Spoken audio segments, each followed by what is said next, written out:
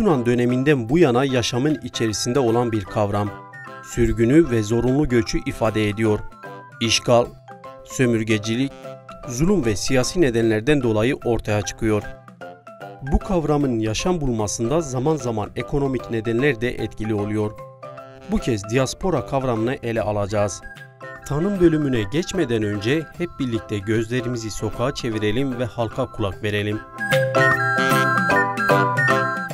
Azınlık grup herhalde. Göç etmiş insanların söylenen bir söz galiba. Daha önce hiç duymadım. Diaspor o diyalize giden kişiler var ya, kadın erkek belleri ağır ağlar. Orada spor yapıyorlar, diaspor oluyor. Diaspora farklı ülkelerde yaşayan azınlıkların birlikteliklerini oluşturmak için oluşturmaya çalıştıkları bir çalışma grubu veya çalışma için oluşturulan bir sistem diyelim. Valla ne olduğunu bilmiyoruz. Diaspora bir topluluğun, bir ulusun dışarıda yaşayan insanlarına denir. Örneğin Almanya'da Kürtler varsa ya da Türkler varsa o diasporadır. İşte azınlık bir halktır.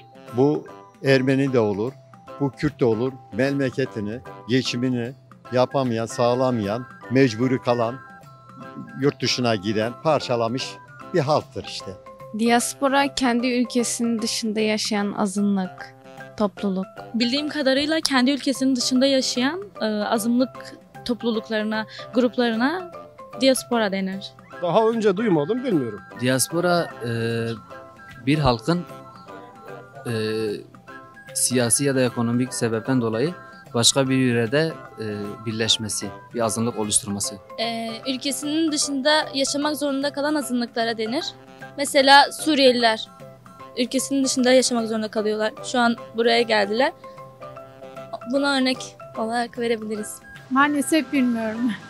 Diaspora azınlıkların oluşturduğu devlete karşı, yani orada bulundukları hükümete karşı bir güç birliğidir. Anlamını tam olarak belirtemem ama Suriyeliler ve Ermeniler gibi ülkesi dışında zorunlu olarak kalmaları anlamına geliyor.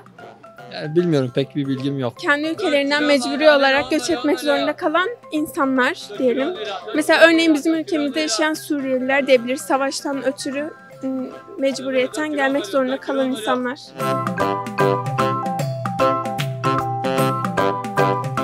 Azınlık halk, bir topluluğun kendi ülkesi dışında yaşaması, göç etmek zorunda kalan insanlar. Halk, diaspora kavramını bu şekilde açıkladı. Mikrofon uzattıklarımız arasında bu kavramın tanımını bilmediğini söyleyenler de vardı. Peki diaspora kavramının temel anlamı ne? Bu sorunun cevabı için programımızın son bölümü olan tanım bölümüne geçelim. Yunanca dağılma, İbranice sürgün demektir.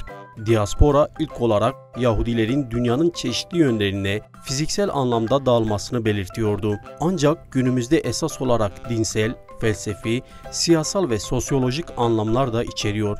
Bu alanlardaki tercihlerden kaynaklı ülkesini terk etmek zorunda kalan kişi veya kişiler için kullanılıyor. Dışarıda eriyip yok olmamak için ana vatan olarak bilinen ülkeye dönmeyi hedefleyen yurt dışı toplulukların örgütlü varlığını ifade etmek için de kullanılmaktadır.